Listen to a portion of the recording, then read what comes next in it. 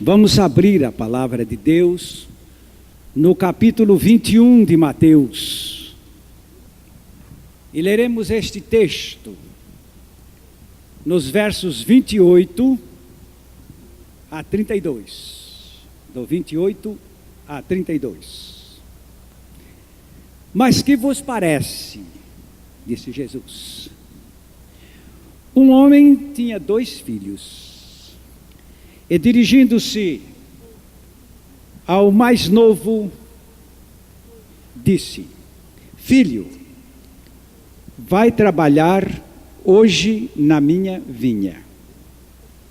Ele, porém, respondendo, disse: Não quero. Mas depois, arrependendo-se, foi. E dirigindo-se ao mais velho, falou-lhe de igual modo. E respondendo ele, disse: Eu vou, Senhor. E não foi. Qual dos 2 fez a vontade do Pai? Disseram-lhe: O mais novo. Disse-lhe Jesus: Em verdade vos digo que os publicanos e as meretrizes entram adiante de vós no reino de Deus. Porque João veio a vós no caminho de justiça e não o crestes, mas os publicanos e as meretrizes o creram. Vós, porém, vendo isto, nem depois vos arrependestes para o crer. Espírito Santo, temos a certeza de que a vontade do Pai se acha expressa nesta palavra. E temos a certeza de que esta obra será feita porque o teu poder se manifesta em todos nós aqui. Em nome de Jesus. Amém. Amém. Um dia, na minha vida, depois de somar uma conduta moral que ao menos daria para iludir a minha consciência até chegar no inferno,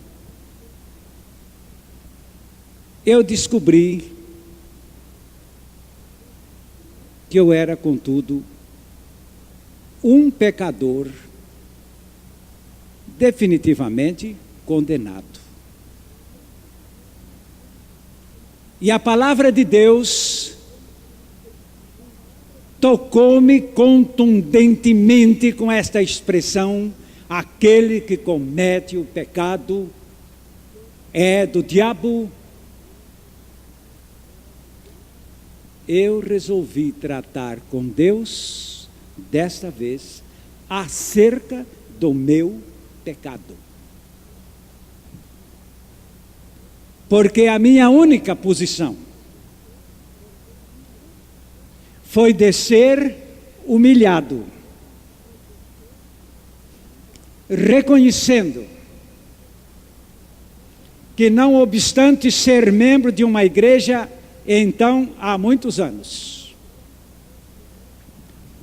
não obstante ter um diploma de pastor de um seminário, não obstante ter uma folha de trabalho pastoral em diversas igrejas, a contento do povo, mas nunca a contento de Deus. A essa altura, eu vi que tudo estava perdido, porque eu também estava perdido, como pastor. E a essa altura, clamei ao Senhor da minha humilhação. E clamei assim, dizendo: Deus começa tudo, porque eu não tenho nada. Eu não tenho nada. E agora, o nosso assunto é o novo nascimento.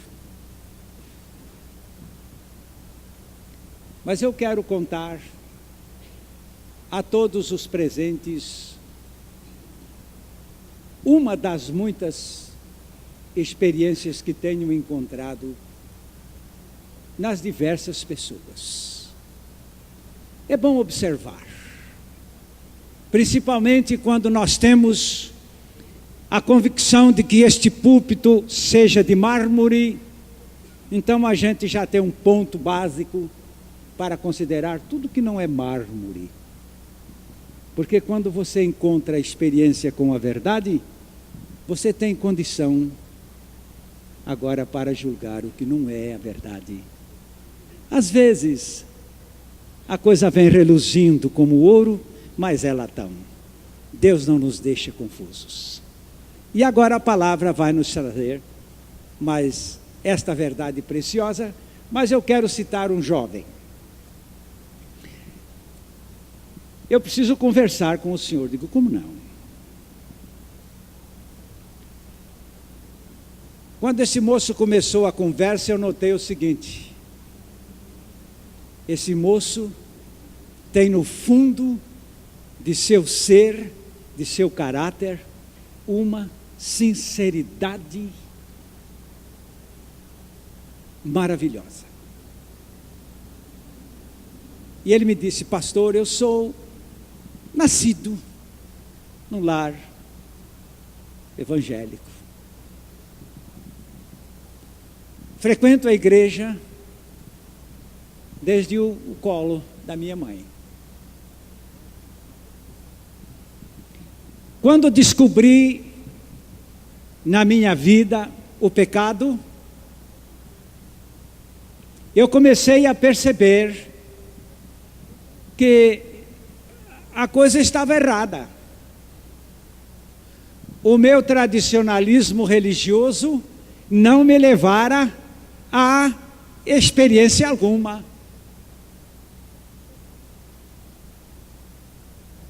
Eu precisava de alguma coisa que resolvesse o meu problema.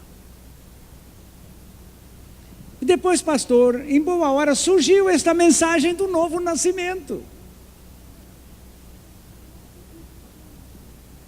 Logo de início eu entendi que eu estava diante da perfeita solução do meu problema. Eu estava em face exatamente do que eu precisava. Aproximei-me desta mensagem, procurei compreendê-la, procurei ouvi-la com toda a atenção.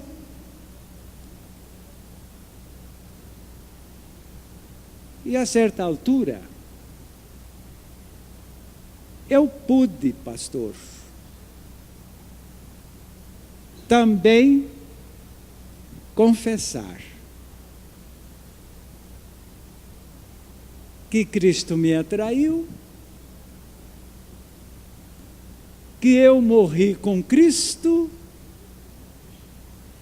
ressuscitei com Cristo, e Cristo vive em mim. Mas o senhor sabe por que eu vim conversar com o senhor? Eu vim conversar com o senhor para lhe dizer que isto não mudou a minha vida. Para lhe ser sincero, isto não mudou a minha vida.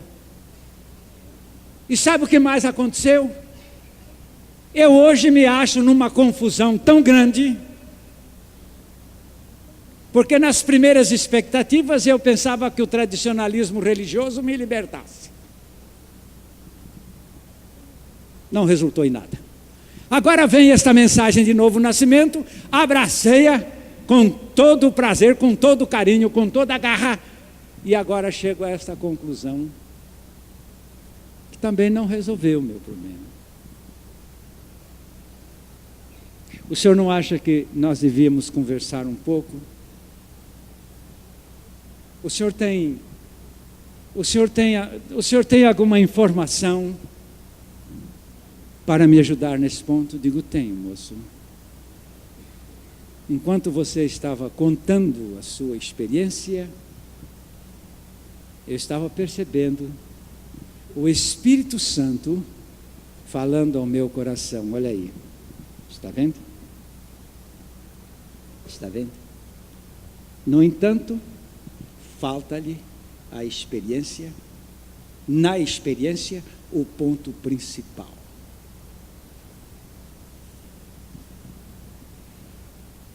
Algumas pessoas estão me olhando e pensando, mas espera, Cristo não é traído. Morrer com Cristo, ressuscitei com Cristo. Cristo me fez, não basta. Isso basta. Só que aí falta uma coisa chamada ponto de partida. Ponto de partida. E estou acostumado a ver na experiência, tanto minha como dos demais irmãos e do povo em geral, que esta experiência que não surtiu efeito, está sempre faltando aquele ponto básico. Você sabe qual é? É o assunto que temos que tratar nesta noite. O ponto de partida para uma experiência de novo nascimento é a experiência de arrependimento.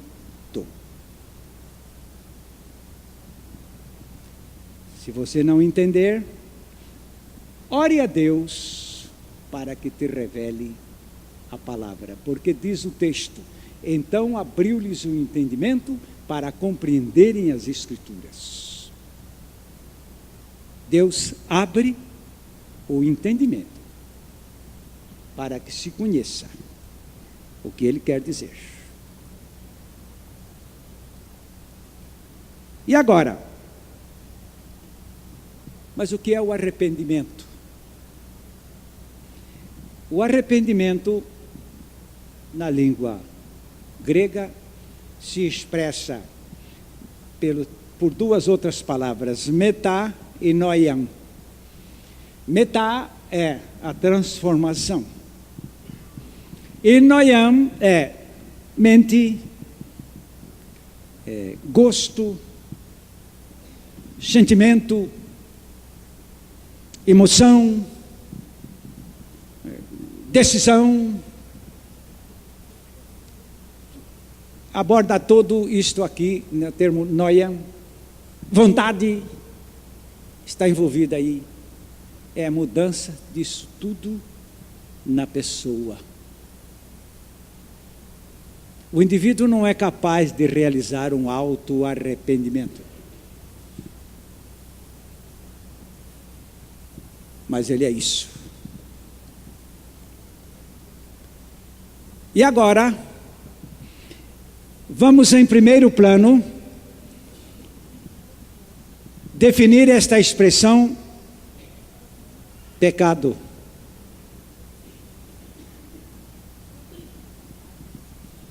Em todos os apanhados da palavra de Deus, nós formamos uma teologia, e na formação dessa teologia nós encontramos definições que se acomodam em todas as expressões da palavra de Deus. E o pecado sempre foi definido, como já dissemos de um modo geral na Bíblia, como a atitude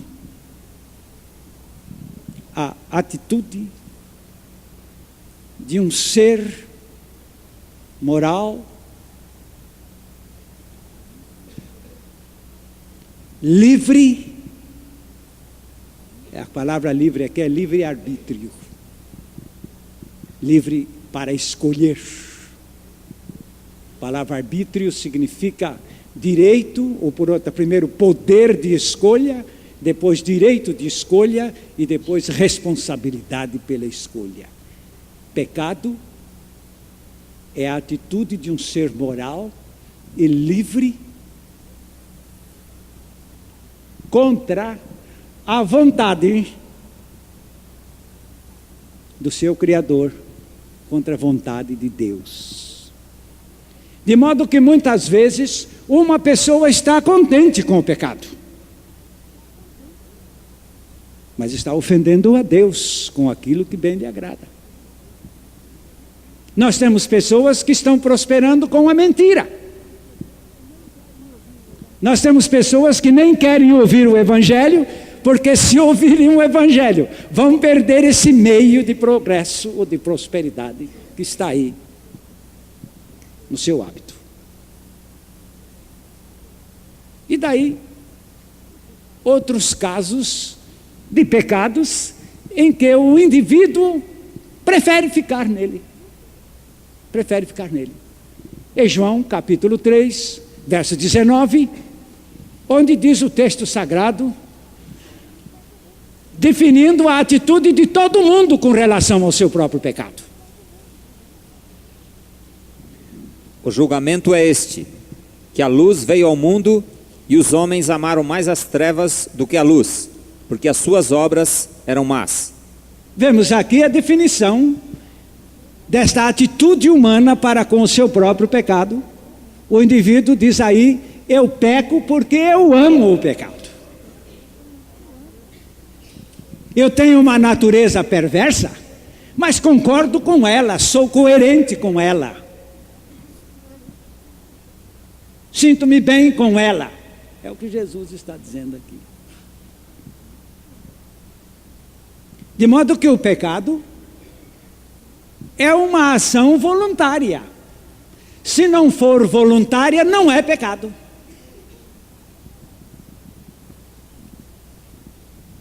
Agora aqui, a palavra de Deus nos mostra que é plano de Deus. Vamos ler o texto de Romanos 2,4. É plano de Deus levar todos os homens ao arrependimento. Ou desprezas a riqueza da sua bondade, tolerância e longanimidade, ignorando que a bondade de Deus é que te conduz ao arrependimento? Deus emprega toda a sua benignidade, toda a sua bondade, todo o seu juízo, toda a sua repreensão, enfim, tudo para levar o homem, como disse a última expressão deste versículo, levar o homem ao arrependimento. Você saiu daqui, foi para longe de mim, diz Deus, e agora o teu único conserto é voltar aqui. Ah, eu nasci de novo, mas voltou aqui? Não, eu não voltei aqui, pois esse novo nascimento aí é falso. Não, mas eu aceitei a minha morte com Cristo. Isso tudo aí, você fez isto como uma declaração, porque você ficou sabendo a respeito do assunto, mas não é sua experiência. Porque se você tiver uma experiência real, você vem aqui, a palavra vir aqui, isto é, você se arrepende. E agora aqui, em Oséias 5,15, o Senhor Deus parece que toma uma decisão assim: vou me sentar aqui e vou esperar por você. E quantas vezes o homem tem se voltado para Deus, e Deus diz, esta sua prova é reprovada, porque não contém o arrependimento. Você tem aqui uns pedaços de doutrinas certas, e você tem aqui a falta da doutrina fundamental, que é a do arrependimento.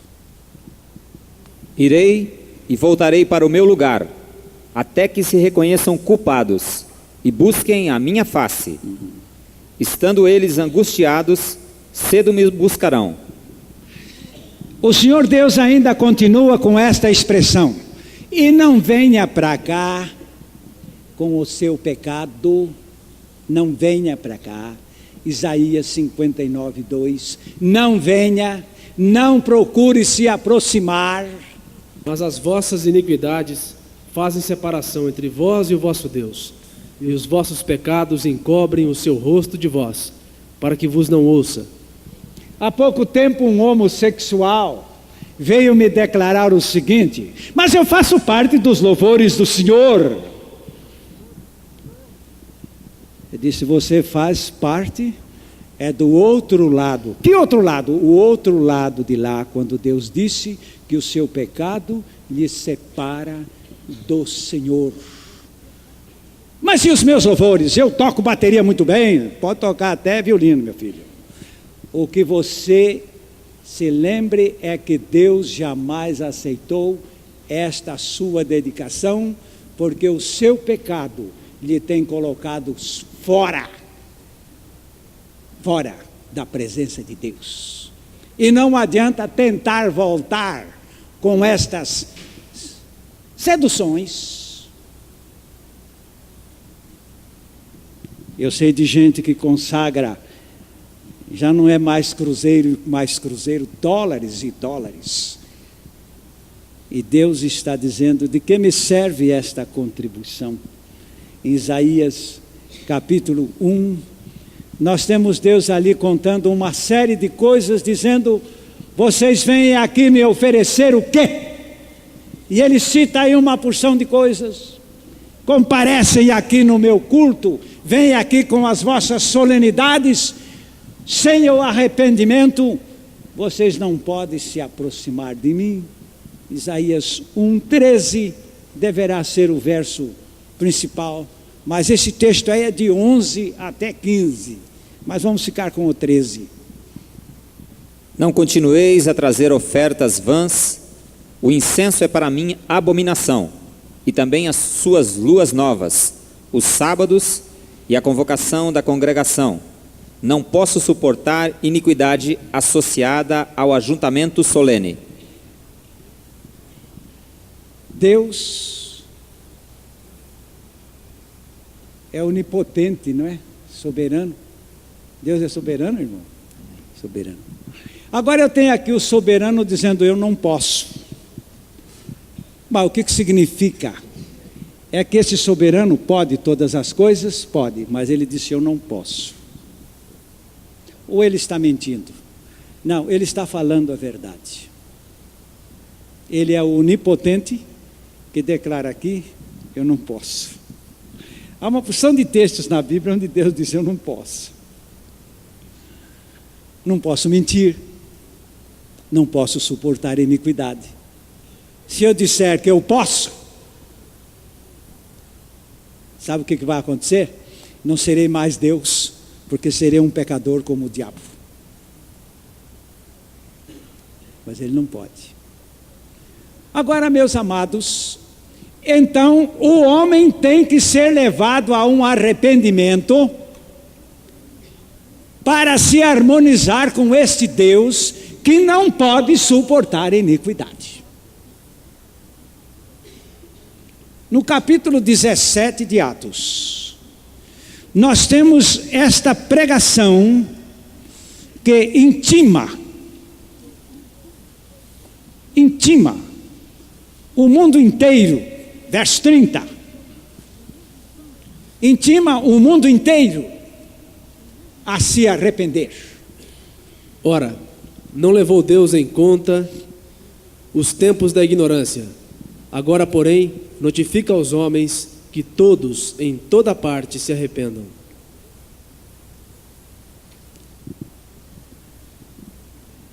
Quem deve se arrepender, diz a palavra, todos. Mas, Senhor, eu ouvi, compreendi, gostei, abracei. Fala tudo, mas não mudei, lógico, porque não começou do princípio, não começou do seu arrependimento. Eu sei que nós temos aqui nesta igreja pessoas que ouvem pregação do novo nascimento há 10 anos. Nunca tiveram esta experiência. Eu vou explicar para estas pessoas uma coisa agradável. Agradável. Sabe o que acontece? É que você é uma pessoa sincera. E por sua sinceridade, você não quer se lançar naquilo que você não pode ter segurança. Então faz muito bem deter-se, até que Deus venha em seu auxílio. Nós temos uma outra classe de pessoas que se desesperam e avançam sem refletir e não chegam a uma experiência. Agora, dos dois lados, quero dizer, nos dois casos, o problema é um só, é o problema do arrependimento. Se você ainda não tomou esta experiência, e há 10 anos que a está ouvindo e desejando, lembre-se que você ainda não havia descoberto o seu ponto de partida. O seu ponto de partida é o seu arrependimento do pecado, isto é, Deus, eu quero a minha libertação do pecado. E eu me lembro que um dia eu disse a Deus: o Senhor sabe que eu gosto do pecado. Como eu vou sair de uma coisa que eu gosto? Tem misericórdia de mim.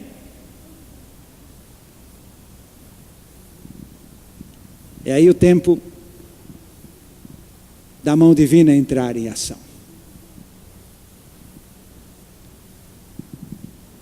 Se nenhuma pessoa pode se salvar sem esse arrependimento, Lucas capítulo 13, vamos ler os versículos de 1 a 5, onde o Senhor Jesus mostra que este arrependimento é sine qua non para a salvação ou para o novo nascimento. Naquela mesma ocasião, chegando alguns, falavam a Jesus a respeito dos galileus, cujo sangue Pilatos misturara com os sacrifícios que os mesmos realizavam.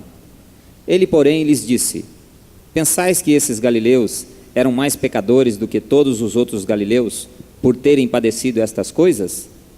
Não eram, eu vô-lo afirmo. Se, porém, não vos arrependerdes, todos igualmente perecereis. Ou cuidais que aqueles 18, sobre os quais desabou a torre de Siloé e os matou, eram mais culpados que todos os outros habitantes de Jerusalém? Não eram, eu vô-lo afirmo, mas, se não vos arrependerdes, todos igualmente perecereis. Quando o apóstolo João declara: há pecado que é para a morte e há pecado que não é para a morte. Geralmente, a resposta que temos é esta: o pecado que é para a morte é aquele do qual a pessoa não se arrepende.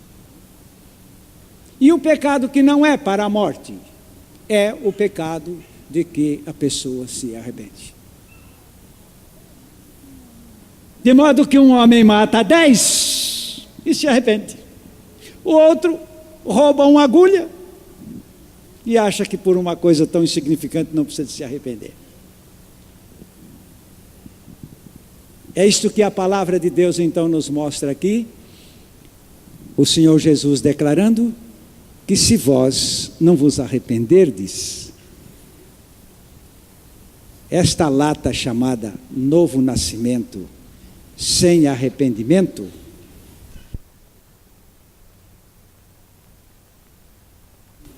não é o novo nascimento bíblico. Não é o novo nascimento do Evangelho. Porque Deus começa uma experiência de regeneração pelo arrependimento. Nós temos uma irmã na nossa igreja. Se ela estivesse sentada aqui, eu ia colocá-la aqui em pé e dizer: você não vai contar o seu testemunho, eu vou contar o seu testemunho para você depois dizer se eu estou certo ou estou errado. Esta senhora disse que nasceu de novo, que ela aceitou a morte dela com Cristo e que ela havia sido ressuscitada com Cristo e que Cristo era a sua vida. Só que ela continuava no pecado. Então eu me lembro que um dia eu tive a oportunidade de dizer-lhe: não creio no seu novo nascimento, minha filha, porque você diz ter nascido de novo e continua vivendo no pecado. Quem sabe você deu uma melhorada no seu comportamento, mas continua vivendo no pecado. Ah, não, pastor, mas isso tem explicação. Digo: então vamos lá, a sua explicação. A explicação é que esta é a vontade do Pai, que eu continue assim no pecado. Vocês entendem onde é que está a manobra? Isso aqui outra vez é o tal apelo para este falso conceito de soberania de Deus. Não, eu vivo no pecado que o Pai quer, é a vontade dele. A soberania de Deus está expressa que Ele não nos quer no pecado. E ela, depois de passar por estas explicações, esperando convencer a todos, não convencia em primeiro lugar a si mesma. Porque eu lhe pergunto: quem está no pecado é santo ou é ímpio? É ímpio. O ímpio tem paz? Não tem paz. A gente está vendo o semblante descaído de Caim. A gente está vendo o semblante de angústia, não só na face daquela irmã, mas a gente está vendo. Não há paz. Essas explicações embrulham muito bem, mas não trazem paz.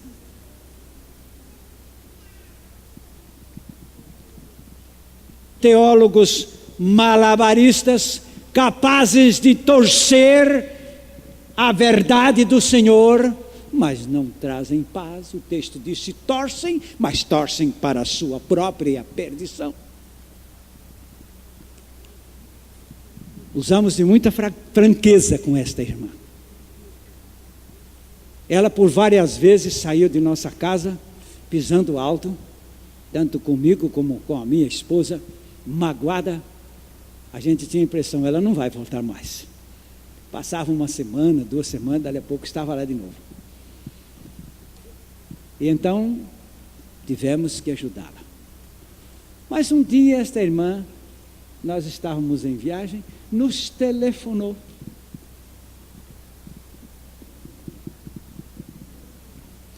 Eu quero falar com vocês que eu descobri que eu não presto, que eu sou uma imunda, que eu sou uma perversa, com um manto da mais grossa hipocrisia que se pode pensar. Eu sou uma desgraçada, eu estou reduzida ao fundo do poço, eu não tenho para onde ir. Eu preciso da misericórdia de Deus. Pela resposta da minha esposa ao telefone, eu disse: parece que a irmã fulana chegou, né? Ela disse: está na porta. Está na porta. E meus amados, essa criatura encontrou uma transformação. E ela agora diz o seguinte: descobri que a gente pode ser cristão sem novo nascimento, mas também a esta altura descobri que a gente pode ser um cristão com um falso novo nascimento. Aqui na nossa igreja, nós tivemos um jovem que, terminado um culto aqui, ele me chamou aí para um canto e disse: pastor, está acontecendo isso comigo. Eu abracei essa doutrina, eu abracei tudo isto, mas a minha vida não mudou, pastor. Jovem, é que você não partiu do seu arrependimento. Nós precisamos nascer de novo, mas partindo com o arrependimento, porque é do pecado que nós temos que nascer para uma vida fora do pecado. E então vamos partir daqui. Engraçado que esta irmã tem chegado à seguinte conclusão: que agora, na verdade, o pecado não é brincadeira. E que o novo nascimento leva-nos mesmo para o terreno da vontade de Deus, na qual nós temos que nos empenhar e nos preocupar e nos saturar, como o filho que se arrependeu e foi, tornou-se um homem ocupado. Não aquele que concordou, você viu aqui, concordou, mas não obedeceu. Esse não tem o que fazer. Talvez arranje algum serviço para destruir, mas para edificar, não. E agora aqui, nós vamos abordar este ponto da palavra de Deus. Existe um arrependimento humano.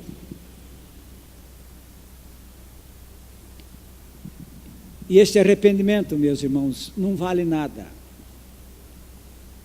É um arrependimento que não muda. Sempre me ocorre uma cena, pastor Carneiro, que há muitos anos viajando aqui por esse nosso Paraná, sem asfalto, viajávamos num ônibus, e a estrada péssima,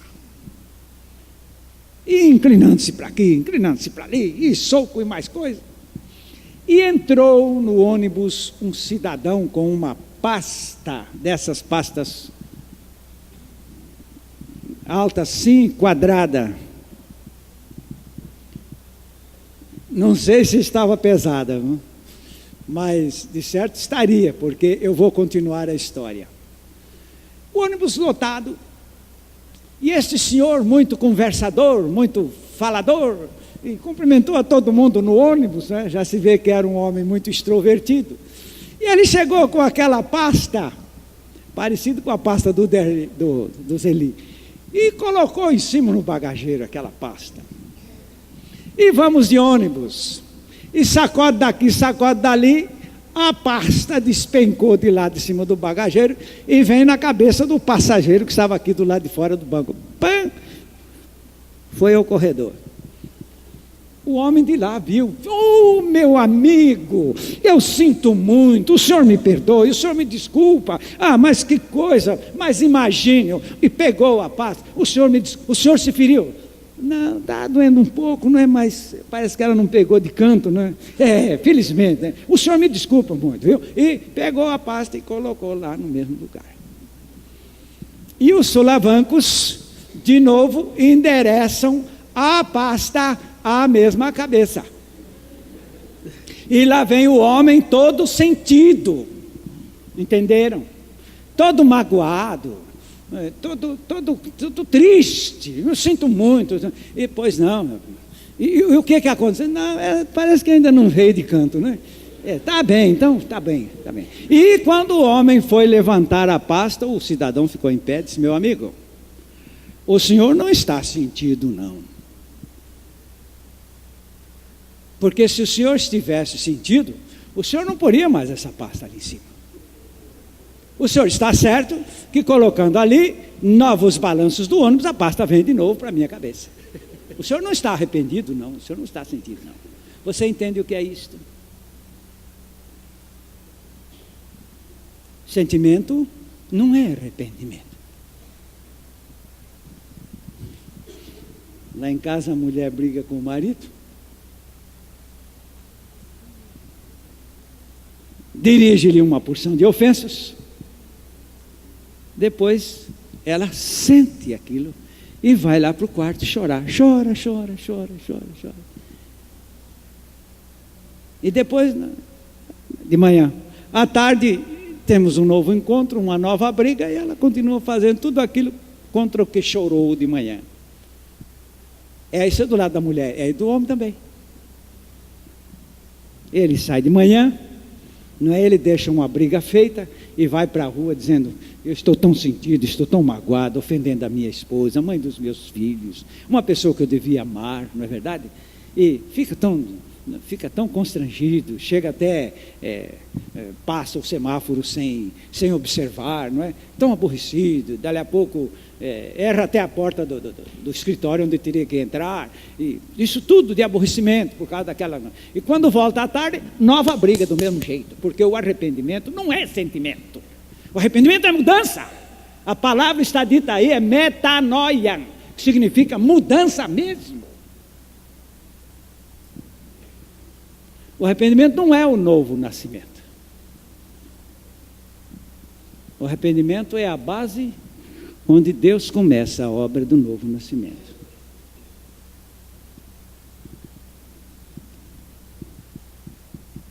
O nosso arrependimento não subsiste. No capítulo 5 de Atos dos Apóstolos, versos 30 e 31. Atos 5, 30 e 31. O Deus de nossos pais ressuscitou a Jesus, a quem vós matastes, pendurando-o no madeiro. Deus, porém, com a sua destra o exaltou a príncipe e salvador, a fim de conceder a Israel o arrependimento e a remissão de pecados. Você pode notar nesse verso 31 que Deus ressuscitou o seu Filho Jesus a fim de conceder. Aí diz a Israel, foi bom falar a Israel, porque Israel é o povo que está a esta altura em maior contradição com Deus, porque acabara de crucificar o seu filho. Mas o arrependimento é dado também aos maiores inimigos. Aparece no capítulo 6 de Atos, versículo 7, uma expressão nesse sentido, que vale a pena se destacar aqui.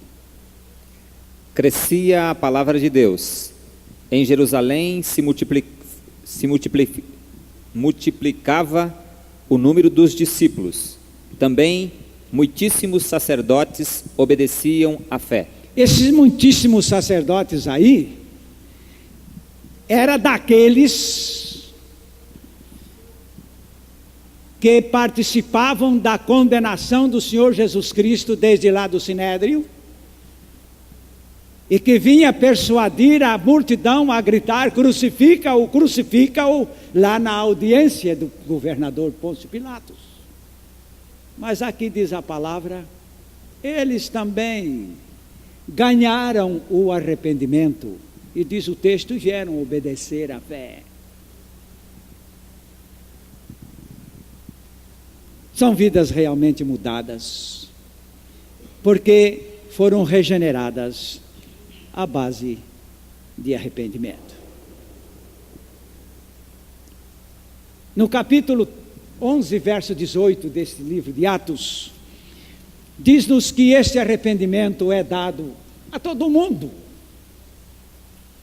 E ouvindo eles estas coisas, apaziguaram-se e glorificaram a Deus, dizendo: logo também aos gentios foi por Deus concedido o arrependimento para a vida. Eu tenho aqui no fim deste versículo toda a explicação do que tenho procurado argumentar nesta noite aqui. Você notou aqui arrependimento para a vida. Arrependimento para a vida. Você entendeu? Para se chegar a esta vida, tem-se que passar pelo túnel do arrependimento.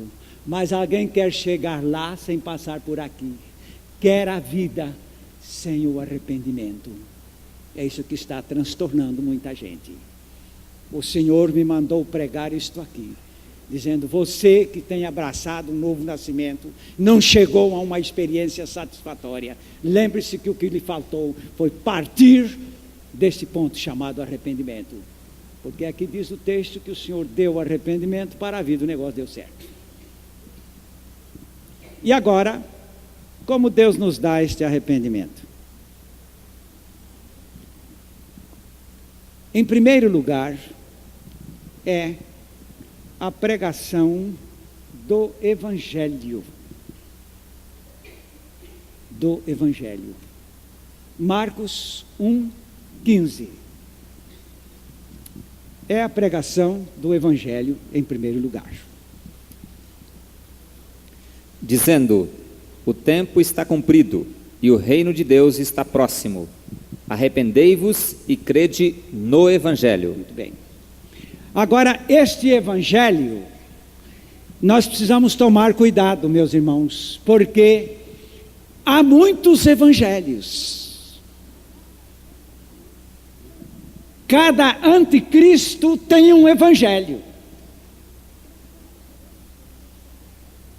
Nós hoje estamos numa época em que estes anticristos se têm multiplicado assombrosamente. E cada um deles tem um evangelho. Mas agora nós estamos querendo falar do Evangelho de Cristo. Romanos 1,16.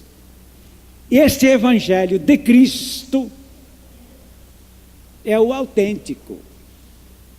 Pois não me envergonho do Evangelho, porque é o poder de Deus para a salvação de todo aquele que crê. Amém. Primeiro do judeu e também do grego. Amém. E então, qual é mesmo o Evangelho de Cristo? O Evangelho de Cristo é aquele que, ao ser pregado, revela uma pessoa. Uma pessoa. Se esse Evangelho revela o pregador, não é o de Cristo.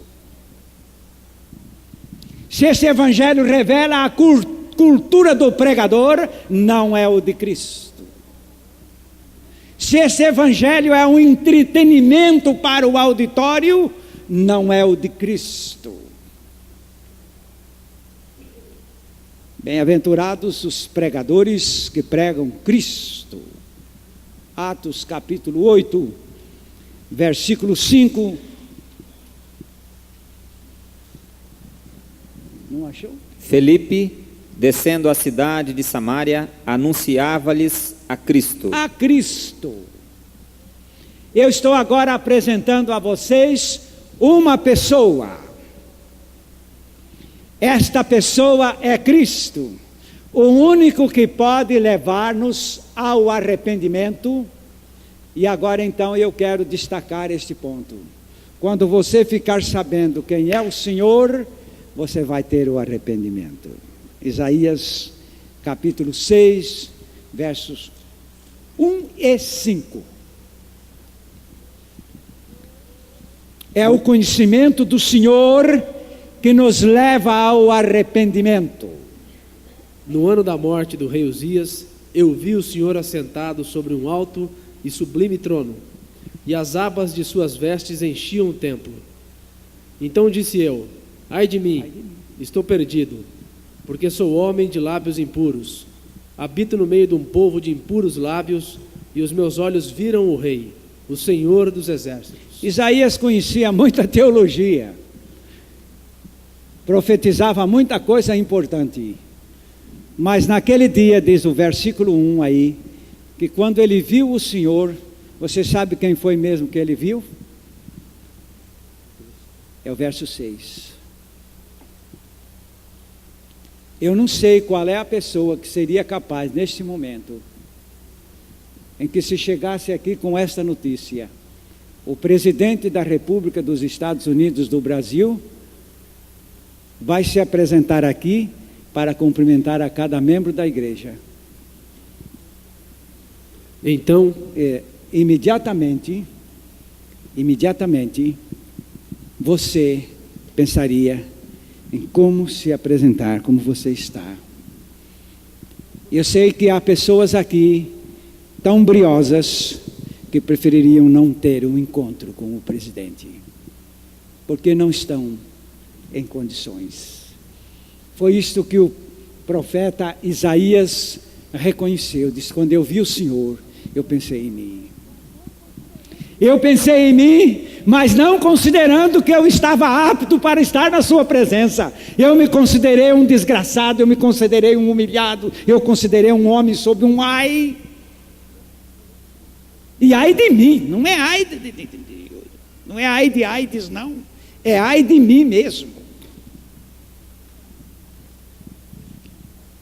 Quem sabe você não tenha chegado ao arrependimento, porque entendeu que este evangelho seja uma engrenagem que a gente entra nele, não é? E fica aí. Este evangelho, primeiro nos traz esse conhecimento do Senhor, que nos leva a pensar em nossa situação, em nossa posição. E eu estou me lembrando de Paulo aos Filipenses, quando ele conta a sua experiência. Ele disse: quando eu cheguei, capítulo 3, versos 7 e 8, quando eu cheguei a conhecer a Cristo Jesus o Senhor, ele disse: eu pus tudo de minha vida e do meu ser, do meu tudo, ao preço de lixo. Aqui é o homem humilhado, é o homem arrependido. 3, 7 e 8, Filipenses. Mas o que para mim era lucro, isto considerei perda por causa de Cristo. Sim, deveras considero tudo como perda, por causa da sublimidade do conhecimento de Cristo Jesus, meu Senhor, por amor do qual perdi todas as coisas e as considero como refúgio para ganhar a Cristo. O livro de Jó é todo um enredo de um homem sem arrependimento, procurando viver uma vida de justiça. Um homem sem arrependimento, debaixo da sua justiça própria, querendo persuadir a este Deus para que o aceitasse como ele era. Mas em Jó 42, 5 e 6, o verso 5 disse que Jó disse: agora tudo mudou, porque os meus olhos se abriram e eu estou te vendo, eu estou te reconhecendo, e eu estou te conhecendo, Deus. Agora, quando eu te vi, eu penso em mim. Veja bem aí o texto. eu te conhecia só de ouvir, mas agora os meus olhos te veem. Por isso me abomino e me arrependo no pó e na cinza. Não era isto que ele pensava de si mesmo. Ele pensava que Deus é que era abominável e que Deus é que precisava se arrepender. Mas quando ele chegou a conhecer esse Deus, ele se reconheceu abominável e também achou o caminho do arrependimento. Você quer fazer isto? Curve a sua cabeça nesta oração. Curve a sua cabeça nesta oração. Eu sei que há muita gente falando aí de revelação, de revelação, de revelação. Você está precisando da revelação de Jesus Cristo. Para que o momento que você encontrar com Ele, Você vai jogar a sua cabeça no pó, a sua face na cinza. Você vai se abominar e você vai ser uma nova criatura de verdade. Ore ao Senhor nestes termos. Meu Deus, concede-me a revelação de Cristo pelo Evangelho, para que eu tenha o arrependimento e uma experiência real contigo. Em nome de Jesus. Amém. A mensagem que você acabou de assistir faz parte do Ministério de Comunicação Palavra da Cruz. Temos um grande acervo de estudos bíblicos em áudio e vídeo. Distribuímos também gratuitamente o jornal mensal Palavra da Cruz. Entre em contato conosco pelo fone 0 operadora 43 3372 8900 ou pelo e-mail livraria@piblondrina.com.br. Visite-nos pelo site www.livrariapiblondrina.com.br ou acesse www.piblondrina.com.br. Graça e paz.